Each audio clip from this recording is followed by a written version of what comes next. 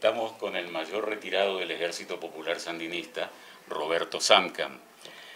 Don Roberto, ¿qué análisis se hace ahora que usted está aquí en Costa Rica del trabajo en la diáspora nicaragüense acá en Costa Rica?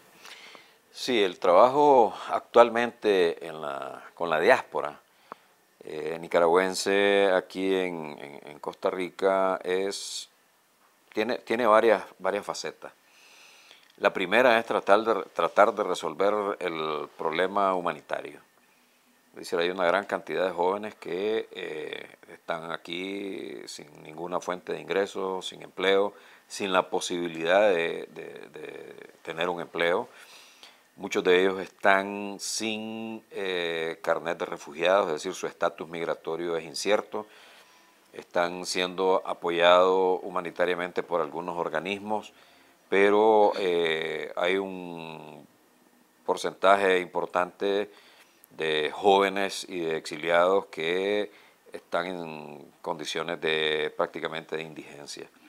Entonces tenemos ese trabajo, está el trabajo legal, que para lograr que la gente acceda a un estatus migratorio, esto se está desarrollando a través fundamentalmente de la ANPDH, Asociación Nicaragüense Pro Derechos Humanos, que dirige el doctor Álvaro Leiva, y está el otro problema que tiene que ver con la unidad de la diáspora para ser complemento de los esfuerzos en Nicaragua, los esfuerzos políticos, ¿verdad?, para dar fin a la dictadura de los Ortega Murillo, que ese es el tercer ángulo, la tercera faceta del trabajo aquí en Costa Rica. En ese sentido, bueno, hay escenarios planteados, la oposición está planteando que el gobierno se vaya, que el presidente renuncie, que haya adelanto de elecciones. ¿Qué pasa si se mantiene el gobierno hasta 2021? ¿Qué pasa con la oposición allá y con la oposición afuera, por ejemplo acá? Claro, en los dos lugares, tanto allá como aquí, la permanencia de Ortega más tiempo en el poder trae resultados desastrosos. Nicaragua ahorita está pasando una situación bastante calamitosa. La economía va a crecer en menos 4%, que es un golpe brutal a la economía. Se está planteando dos escenarios para el 2019 de menos 5% y de menos 9%. Y hay una tercera opinión que habla de menos 20%. Es decir, la situación en el país es insostenible con Ortega en el poder. Creo que él mismo lo sabe. El hecho de que lleguen asesores cubanos para tratar de enderezar la economía es un sinsentido, una sin razón, porque eso es decir, meter a un elefante a una tienda de cristalería, ¿verdad? Es decir, si destruyeron una economía por 52 años y han destruido la economía en Venezuela, es decir, pobre Nicaragua, lo que le espera, ¿verdad? Ortega no da para más, perdió la calle, perdió las mayorías con las que disfrutaba, perdió el apoyo de la iglesia que tenía a través del cardenal Obando, el cardenal emérito, perdió la relación y el apoyo que tenía con el empresariado, perdió a las masas empobrecidas, a las cuales mantuvo en la indigencia, en la pobreza y en la ignorancia. Es decir, ¿en qué se ampara, en qué se sustenta Daniel Ortega ahorita? En paramilitares, en la policía y en el ejército. Es decir, a través del uso de la fuerza, a través de las armas. Igual que cualquier dictadura militar de los años 60, de los años 70. Es decir, no hay futuro con Ortega. La economía está colapsada, el tejido social está fracturado, el país está dividido, fracturado, quebrado, como tú quieras llamarle. No hay futuro con Daniel Ortega. No hay posibilidades de que Ortega pueda gobernar un país hasta el término de su supuesto periodo presidencial. En ese sentido, ¿cómo se lee esta iniciativa de reconciliación? Claro, la iniciativa de reconciliación es un intento más de controlar al pueblo, porque, por increíble que parezca, el garante o el que va a regular esa reconciliación es el que ha asesinado al pueblo, es la policía, son los paramilitares. porque ahora los paramilitares ya están siendo entrenados para formar parte oficialmente del cuerpo policial. Es decir, en un intento de tratar de darles una cobertura de impunidad durante todos los crímenes cometidos en estos meses o a través de estos meses. Entonces es muy difícil que hable o se hable de una supuesta normalidad cuando el país está colapsado. Es decir, los centros comerciales están vacíos, hay más policías que compradores. Es una medida absurda, como dicen los españoles, estos huyen hacia adelante. Por increíble que parezca, cuando tú mandas policías a un centro comercial, lo que hace es ahuyentar a los compradores. Entonces, en Managua tú ves más policías que clientes. ¿Por qué? Porque la gente tiene miedo. Es decir, si llegan jóvenes, los catean, les quitan los teléfonos celulares para ver si se han comunicado, etcétera. Es decir, ¿quién en su sano juicio va a ir a un centro comercial sabiendo que está lleno de policía? Entonces las medidas que ellos hacen son absurdas, carentes de toda lógica, y lo que hacen es salvaguardan el núcleo de poder, pero totalmente divorciado del pueblo. Ahora, en ese sentido, hay planteamientos que hace obviamente el gobierno, sí, en el sentido de que, bueno, ya pasó la etapa violenta del intento golpista, sí, y ahora el país está volviendo a la normalidad, está volviendo a la tranquilidad. ¿Cómo se lee esa apreciación? Es decir, hay que ver las etapas de la represión. La primera fue una etapa generalizada con el uso desproporcionado de la fuerza. La segunda etapa fue el desmantelamiento de los tranques, es decir, la operación limpieza, donde se cometieron la mayor cantidad de crímenes, incluso de lesa humanidad. El tercer escenario de la represión fue una represión selectiva, ¿verdad? El cuarto escenario fue ¿cómo se llama esto? Una criminalización de la protesta, es decir, todas las marchas eran prohibidas. Y ahora en una quinta etapa para mí es un proceso de conversión del Estado orteguista a un Estado fascista. Entonces ya hay una concepción militarista del ejercicio del poder, ¿verdad? Entonces, ¿qué puede hablarse de normalidad cuando las actitudes, las acciones y todo lo que empieza a desarrollar el orteguismo es claramente la construcción de un Estado fascista, ¿verdad? La policía, los paramilitares están siendo entrenados militarmente, es decir, contraviniendo totalmente las misiones que tienen por la Constitución y por la ley de la policía. Entonces no puede haber normalidad cuando tenés un grupo de paramilitares siendo entrenados militarmente y formar parte de la policía. Paramilitares que son los que causaron un baño de sangre durante los meses de rebeldía. Es decir, una supuesta normalidad que se vive en el país que es incongruente con las acciones del día a día. No puedes protestar, no puedes andar en grupo. Es decir, aquí viene habiendo una suerte de repetición de algunos elementos que vimos en aquella película de Ucrania, Winter on Fire. Es decir, no puedes andar en vehículos 5 personas, no pueden haber grupos de más de 3 personas en las esquinas. Es decir, es tan absurdo y tan ridículo que lo que uno dice es, hay un ejercicio fascista del poder, pero además hay un terror absoluto al pueblo, porque si ya estás custodiando los centros comerciales, si ya no puedes andar en las calles en grupos de 3, si todos los centros turísticos están abarrotados de policía y no hay clientes, es decir, es tan absurdo que pareciera que está viviendo una realidad bizarra la pareja presidencial. Y este contexto actual, ¿a qué puede conducir?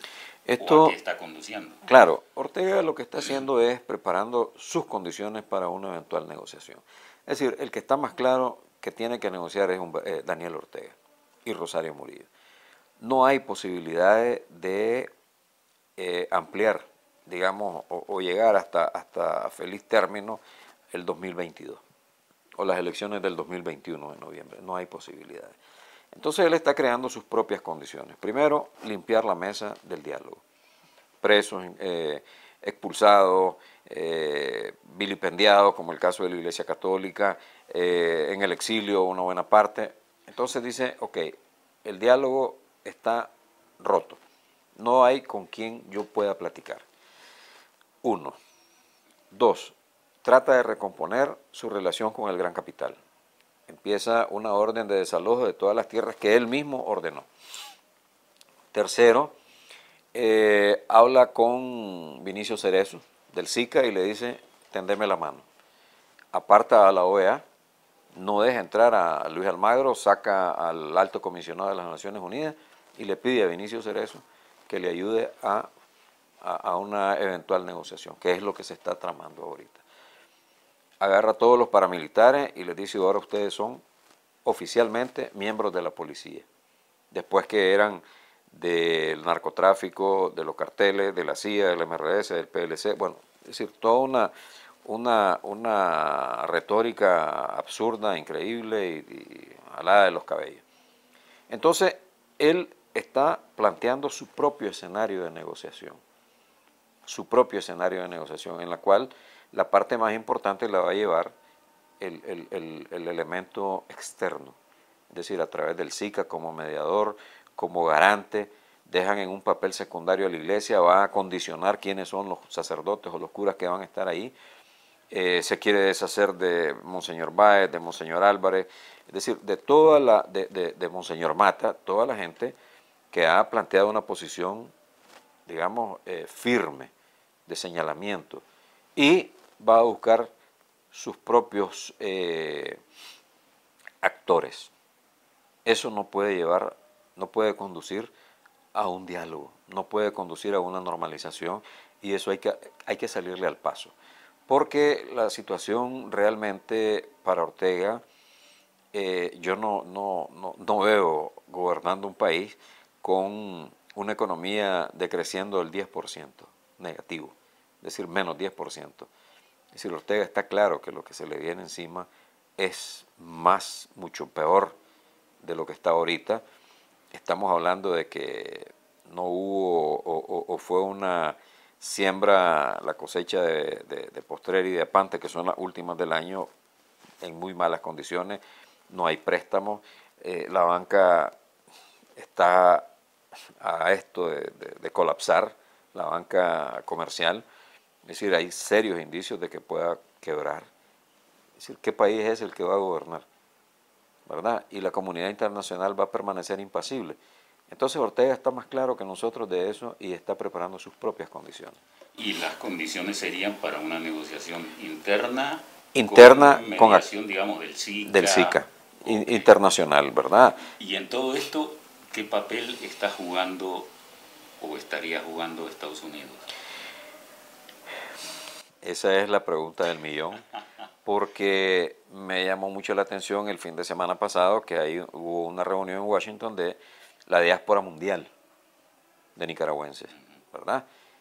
Donde se hicieron una serie de planteamientos y donde evidentemente todo esto tiene que llegarle al gobierno, ¿verdad? Es decir, el problema es que también la comunidad internacional ve con preocupación si hay o no hay unidad de parte del pueblo nicaragüense, de parte de los azules y blancos, ¿verdad? Adentro y afuera. Por eso la insistencia en unidad. ¿Para qué? Para presentar una alternativa de poder seria, creíble, formal y prestigiada, ¿verdad? Esto no puede ser, después de Daniel, cualquier cosa, ¿verdad? Porque podemos volver otra vez al mismo relajo en el que estamos, que cada 40 años hay que prepararse para otra guerra, ¿verdad? Entonces, ahí es donde nosotros tenemos que dar el paso, ¿verdad?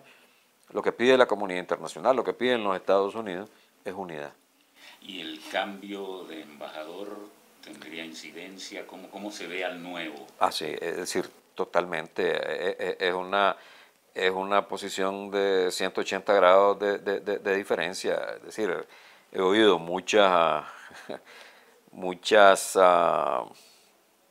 señalamientos a la ex embajadora Dogu de que era prácticamente del CPC del Carmen, ¿verdad? Es decir, que tenía muy buena relación con Rosario Murillo. Yo no lo creía, pero lo oí de personas muy serias y norteamericanos, que, es decir, tenía una relación muy cordial de llamadas frecuentes a Rosario Murillo, y por consiguiente no había una posición de firmeza, de señalamiento, más que con el discurso de despedida, que creo que fue la posición oficial del gobierno y del Departamento de Estado. Tampoco es que quisiéramos ver a otro Callahan, pues, que ese sí tenía un garrote, ¿verdad? No se trata de eso, pero sí que un gobierno que tiene tanta incidencia en nuestro país, a través de la historia y ahora también, que tenga una posición firme, condenar el asesinato, condenar la represión, condenar una dictadura que vino fortaleciéndose, consolidándose, creciendo desde hace 11 años y desgraciadamente mucha gente la vio a partir del 18 de abril. En términos generales, yo creo que, bueno, superadas todas estas etapas, no sé, cambio de gobierno, cuando sea, etcétera, viene quizá la tarea más difícil, que es la reconstrucción. Es decir, hay que reconstruir el tejido social, hay que reconstruir la economía, hay que reconstruir, no sé, la visión de la gente, del país, de sí mismos. ¿Cómo se encara eso? Esto tiene que ver con el liderazgo, tiene que ver con la visión de la gente que pueda llegar a ser poder en Nicaragua. No puede haber, creo yo, condición sine qua non, no puede haber gobernanza desde abajo. Daniel Ortega tiene totalmente prohibido gobernar desde abajo nuevamente, como hizo con los 16 años de gobiernos conservadores y liberales. Segundo, creo que tiene que haber una depuración del 500% de la policía. Eso vale decir desaparición total y crear un nuevo cuerpo. Tercero, yo creo que muy importante y muy delicado, el ejército durante todos estos años, durante todos estos meses, demostró que no servía para nada. El ejército se convirtió en un cómplice de la represión y de los crímenes y de los asesinatos. El ejército tiene que ser transformado totalmente. Y si a mí me pidieran mi opinión, yo crearía unas fuerzas de defensa para el país. Unas fuerzas de defensa que fueran juntos, policía y algunas actividades que ahorita actualmente desarrolla el ejército. O sea, en lugar de ejército. En lugar de ejército, fuerzas de defensa, es decir, Policía Nacional con una serie de componentes, ¿verdad? Pero tanques, ¿para qué? Fuerza aérea, ¿para qué? Si ni siquiera pudiste controlar un incendio en la reserva Indio Maíz, que en parte ocasionó toditito esto, en parte, ¿verdad? O fue el detonante, la mechita corta de esta situación. Es decir, todo eso tenés que encararlo el nuevo concepto de la educación. Algo que dentro de todo este drama me alegra un poco es que la mayoría, una gran parte de los jóvenes que estaban en los tranques, líderes, estuvieron pues, digamos, en acciones de legítima defensa en Nicaragua, están aquí en Costa Rica, donde pueden respirar otra cosa, un aire de democracia, un aire de orden, con todos los problemas que hay, pero la actitud de la gente en relación al respeto a la bandera, el civismo, al himno, es decir, la educación de los jóvenes, de los niños. Yo creo que eso va a ser importante, que nuestros jóvenes que están aquí se embeban de esa cultura, el aseo en las calles, el orden, incluso, aunque ellos dicen, con estos policías no se hace nada, es decir, es que es una policía para cuidar al ciudadano, no es para agredirlo, ni para masacrarlo, ni para malmatarlo. Es decir, creo que todo esto tiene que ayudar a una nueva visión de la gente para tener, digamos, otra concepción del país que queremos. Porque estar dentro del lodazal queriendo construir un país, lo que construye es más lodo, ¿verdad? Entonces, todo esto tiene que ayudar a que la población, el joven, el liderazgo, diga, no podemos nosotros seguir alimentando ese ciclo, que nuevamente, como te decía, dentro de 40 años, vamos a volver a tener estos problemas. Entonces, a manera de síntesis, quizá la tarea estaría en dos partes. En lo inmediato, resolver la situación actual, resolver, no sé, la salida del gobierno y... En el mediano y largo plazo, lo estructural. Logrado eso, la reconstrucción. La reconstrucción, lo estructural, es decir, la economía. Yo estoy completamente seguro de que con un gobierno que transpire democracia, justicia, paz, libertad, el componente de inversión regresa. No solo el inversionista nacional, sino el inversionista extranjero. Cuando ya la educación se sale del esquema ese de que desde chiquito le enseñás al joven, al niño, a que adore un caudillo. Es decir, cuando eliminas eso, ya vas sembrando para el largo plazo un ciudadano. Es decir, no estás creando un cliente político, estás creando un ciudadano, ¿verdad? Entonces todo eso es a mediano, a largo plazo, pero tiene que ver con la concepción del liderazgo que perciba que Nicaragua puede desarrollarse mejor, puede tener un futuro mejor que como lo hemos vivido hasta el día de hoy. Ok, muchas gracias al mayor retirado del Ejército Popular Sandinista, Roberto Samcam.